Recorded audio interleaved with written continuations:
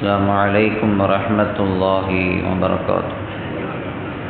وعن عثمان بن عفان رضي الله تعالى عنه قال عثمان رضي الله تعالى عنه அறிவிக்கிறார்கள் قال رسول الله صلى الله عليه وسلم من أدركه الأذان في المسجد பள்ளிவாசலில் பாங்கு சொல்லப்பட்டு அதை ஒருவர் கேட்டுவிட்டால் சும்ம ஹரஜ பாங்கு சொன்ன பிறகு அவர் பள்ளியை விட்டும் வெளியே செல்கிறார்.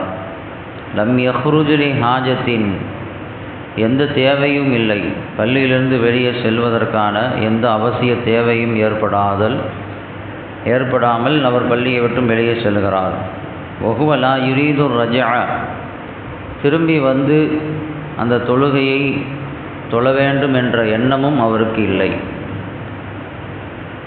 இப்படி ஒரு நிலையில் ஒருவர் பள்ளியை விட்டு வெளியே செல்கிறார் என்றால் வஹுவ முனாஃபிகுன் அவர் முனாஃபிகாகும் என்று ஸல்லல்லாஹு அலைஹி வஸல்லம் சொன்னார்கள்.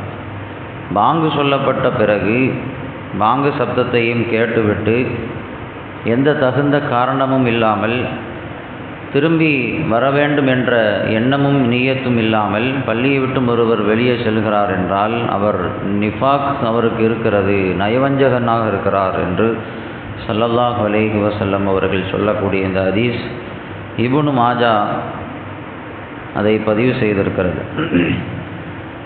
பொதுவாக ஒவ்வொரு தொழுகைகளுக்கும் நமக்கு பாங்கு சொல்லப்படுகிறது.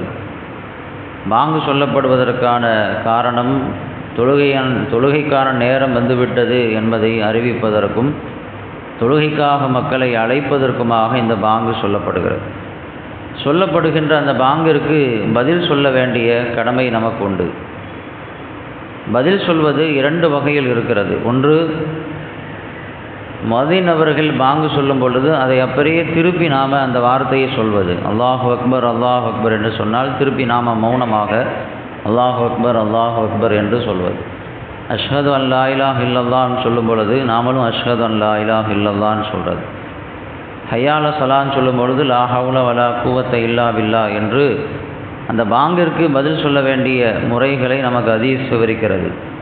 இதா சமிஅத்துமுல் முஅத்தின ஃபகூலு மிஸ்லஹா பாங்கு சொல்லக்கூடியவருடைய சப்தத்தை நீங்கள் கேட்டால் அவர் என்ன வார்த்தைகளை சொல்கிறாரோ அந்த மாதிரி திருப்பி நீங்கள் சொல்லுங்கள் என்று ஸல்லல்லாஹு அலைஹி வஸல்லம் அவர்கள் நமக்கு சொல்லி தந்தார்கள். அப்போ பாங்கு சொல்லக்கூடிய நேரத்தில் அந்த வார்த்தைகளை அப்படியே திருப்பி நாமளும் சொல்வது அதற்கு நாம் சொல்லக்கூடிய பதிலாக இருக்கும். இது ஒரு வகை. இப்படி பதில் சொல்வது நமக்கு சுன்னத்து என்று சொல்லித்தரப்பட்டிருக்கிறது. இன்னொரு முறையில் பாங்கிற்கு பதில் சொல்ல வேண்டும். அது என்ன அப்படின்னு சொன்னால், பாங்கு எதற்காக சொல்லப்படுகிறது? லுகருக்கு பாங்கு சொல்கிறாங்க அப்படின்னா லுகர் நேரம் வந்து விட்டது, லுகர் தொழுகைக்கு வாங்க அப்படின்னு சொல்லி அழைக்கப்படுகிறது. அப்போ அந்த எந்த தொழுகைக்காக பாங்கு சொல்லப்படுகிறதோ அந்த தொழுகைக்கு நாம் வரணும், வந்து தொழுக வேண்டும். இதுதான் அந்த பாங்கிற்கு பதில் சொல்லக்கூடிய முறை. ஸல்லல்லாஹு அலைஹி வஸல்லம் சொன்னார்கள், மன் சமிஅன் நிதா ஃபலம் யுஜிபு மின் கைரி உதுரின் ஃபலா ஸலாத லஹு பாங்கு சப்தத்தை ஒருவர் கேட்டு எந்த காரணமும் இல்லாமல் அதற்கு பதில் சொல்லவில்லை என்றால் அவருக்கு தொழுகை இல்லை. அப்படின்னா அவர் பாங்கு சப்தத்தை கேட்டு பள்ளிக்கு வராமல் அவர் வேறு எங்கேயாவது வீட்டிலையோ எங்கேயாவது கடைகள்லையோ தொழுதன்னா அந்த தொழுகை முழுமை பெறாது அப்படின்னு ஸல்லல்லாஹு அலைஹி வஸல்லம் சொன்னாங்க. அப்போ இந்த வகையில் பாங்குக்கு பதில் சொல்கிறது கடமை நமக்கு. அதாவது நேராக அந்த தொழுகைக்கு பள்ளிக்கு ஆஜராகி விடுவது. பாங்கு சப்தத்தை கேட்டுட்டு பள்ளிக்கு வராமல் இருக்கக்கூடாது, அதற்கு பதில் சொல்லாமல் இருக்கக்கூடாது.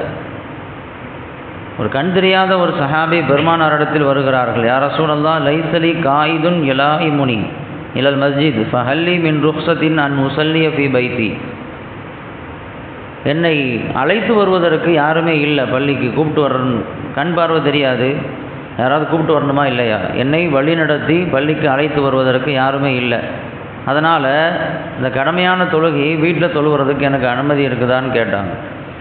ஸல்லல்லாஹு அலைஹி வஸல்லம் கேட்டார்கள் திருப்பி, ஹல் தஸ்மஉன் நிதா ஃபி ஸலாத் தொழுகைக்காக சொல்லப்படுகின்ற அந்த பாங்கு சப்தத்தை நீங்கள் கேட்கிறீர்களா அப்படின்னு கேட்டாங்க. அந்த சப்தம் உங்கள் காதில் விழுதா அப்படின்னு கேட்டாங்க. கால நஅம் ஆமாம் சத்தம் கேட்குது, பாங்கு சொல்லும் பொழுது அதை நான் கேட்க முடியும்.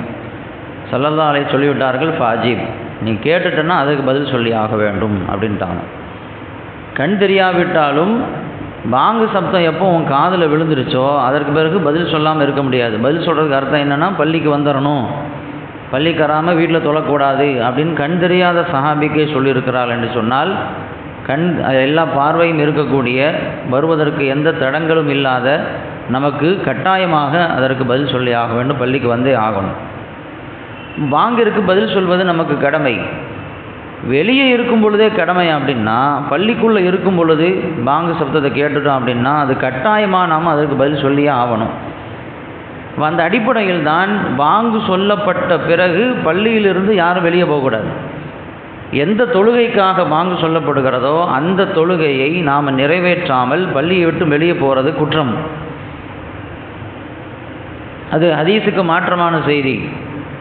அபூ ஹுரைரா ரலியல்லாஹு தஆலா அன்ஹு மஸ்ஜிதில் அமர்ந்திருக்கிறார்கள், கூட அவங்களுடைய தோழர்கள் அமர்ந்திருக்கிறாங்க. அப்போ பாங்கு சொல்லப்பட்டுச்சு. பாங்கு சொல்லப்பட்ட உடனே ஒருத்தர் வெளியே பள்ளியை விட்டு எஞ்சார், கீழே உட்கார்ந்தவர் எஞ்சார். எஞ்சி அப்படி நடந்து போனார். நடந்து போகும் பொழுதே அபூ ஹுரைரா ரலியல்லாஹு தஆலா அவர் அப்படியே பார்த்துக்கிட்டே இருக்கிறாங்க, எங்கே போகிறாரு அப்படின்ட்டு அவர் தன்னுடைய பார்வையால் அவரை நோக்கி கொண்டே இருக்கிறார்கள். அவர் ஒரு கட்டத்தில் பள்ளியை விட்டு வெளியே போயிட்டார் பாங்கு சொல்லப்பட்ட பிறகு. கூட இருந்த சஹாபாக்கள்கிட்ட ஸல்லல்லாஹு அபூ ஹுரைரா ரலியல்லாஹு தஆலான்னு சொன்னாங்க, அம்மா தான் ஃபகத அஸா அபுல் காசிம், இந்த போராரில் இவர் பெருமானாருக்கு மாறு செய்து விட்டார் அப்படின்னாங்க. ஸல்லல்லாஹு அலைஹி வஸல்லம் என்ன சொன்னாங்க, பாங்கு சொல்லப்பட்ட பிறகு பள்ளியிலிருந்து வெளியே போகக்கூடாதுங்கிறது ஸல்லல்லாஹு அலைஹி வஸல்லம் உடைய உத்தரவு. நாங்கள் இதுவரைக்கும் யாருமே அந்த மாதிரி நடந்ததில்லை. ஸல்லல்லாஹு அலைஹி வஸல்லம் காலத்துக்கு பிறகு நடக்கக்கூடிய செய்தி. சஹாபாக்களாக இருக்கக்கூடிய யாரிடத்திலும் இந்த பழக்கம் கிடையாது. பாங்கு சொல்லப்பட்ட பிறகு வெளியே போகிறது, எங்கே இருந்தாலும் பாங்கு சொல்லப்பட்டுடுச்சுன்னா உள்ளே வர்றது தான் எங்களுடைய பழக்கமாக இருந்துச்சே தவிர, சொல்லப்பட்ட பிறகு வெளியே போகிறது எங்கள் யாருக்கும் அந்த பழக்கம் இல்லை. இப்போ ஒருத்தர் வெளியே போகிறார் அப்படின்னா அது ஷரியத்துக்கு மாற்றமானது, பெருமானாருக்கு அவர் மாறு செய்து விட்டார் என்று அபூ ஹுரைரா ரலியல்லாஹு தஆலா அன்ஹு சொன்னார்கள். பாங்கு சொல்லப்பட்டுட்டா அந்த தொழுகையை நிறைவேற்றாமல் பள்ளியை விட்டு வெளியே போகக்கூடாது. வெளியே போகிறது மக்ரூஹ் என்று நமக்கு சொல்லித்தரப்பட்டு இருக்கிறது. ஏன் அப்படின்னா, பாங்கு சொல்லப்பட்ட பிறகு பள்ளியிலிருந்து வெளியே போகிறது யாருடைய வேலைன்னா ஷைத்தானுடைய வேலை. ஷைத்தான் தான் வெளியே போவான். ஹதீஸில் வருதா இல்லையா? பாங்கு சொல்லப்படும் பொழுது அதை கேட்டுட்டு ஷைத்தான் பள்ளியிலிருந்து விரண்டோடுகிறான். அதை கேட்க முடியாமல் பள்ளியை விட்டு விரண்டோடுறான்னு வருது. அப்போ பாங்கு சொல்லப்பட்ட பிறகு பள்ளியிலிருந்து ஒருத்தர் வெளியே போகிறார் அப்படின்னா அது ஷைத்தானுடைய வேலை என்று நமக்கு சொல்லித்தரப்பட்டிருக்கிறது. அதனால் தகுந்த காரணம் இல்லாமல் பள்ளியை விட்டு வெளியே போகக்கூடாது. ஏதாவது ஒரு தகுந்த காரணம் இருக்கிறது. சில பள்ளிகளில் ஒது செய்கிறதுக்கான இடம் பள்ளிக்கு வெளியே தான் வச்சுருப்பாங்க, உள்ளே வராண்டால இருக்காது, பள்ளிக்கு வெளியே இருக்கும். அப்போ அந்த நேரத்தில் வெளியே போய் தான் ஆகணும். பாத்ரூம் வெளியே இருக்கும், வெளியே போய் தான் ஆகணும். அல்லது யாரையாவது கூப்பிட போக வேண்டிய தேவை ஏற்படுது, அந்த நேரத்தில் அப்போ வெளியே போகலாம். அல்லது நமக்கு வெளியே இன்னொரு பள்ளிவாசலில் தொலை வைக்க வேண்டிய ஒரு நிலை இருக்கிறது, அது வேறு எங்கேயாவது நம்ம தொழுதுட்டு வெளியே போக வேண்டிய தேவை இருக்குது அப்படின்னா அந்த மாதிரியான ஒரு தகுந்த காரணங்கள் இருந்தால் மட்டுமே பள்ளியை விட்டு வெளியே போகிறதுக்கு அனுமதி உண்டு. இல்லாத பட்சத்தில் எந்த தொழுகைக்காக பாங்கு சொல்லப்படுகிறதோ அந்த தொழுகையை அந்த பள்ளியில் தொழாமல் நாம் வெளியே போகிறது அது குற்றம், ஹதீஸுக்கு மாற்றமானது என்பது இங்கே இந்த ஹதீஸ் மூலமாக நமக்கு தெரிகிறது. அதனால் இதை நாம் கவனத்திலே கொள்ள வேண்டும். அல்லாஹ் ரப்புல் ஆலமீன் சொல்லப்படுகின்ற விஷயங்களிலிருந்து பாடத்தை கற்றுக்கொண்டு அதன்படி செயல்படுவதற்குரிய மக்களாக நம்மை ஆக்கி அருள் புரிவானாக. வ ஆகிரு தஅவானா அல்ஹம்துலில்லாஹி ரப்பில் ஆலமீன்.